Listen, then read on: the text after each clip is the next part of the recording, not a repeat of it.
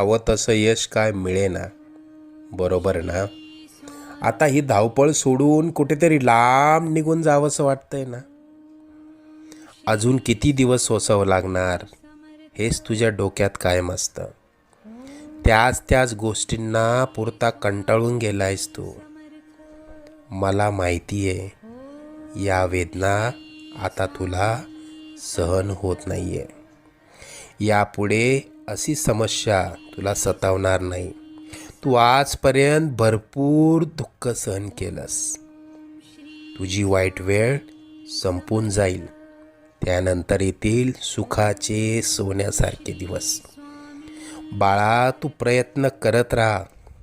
जिथे तू थांबशील तिथून पुढे तू हाती घेतलेले कार्य आम्ही पूर्णत्वास नेऊ.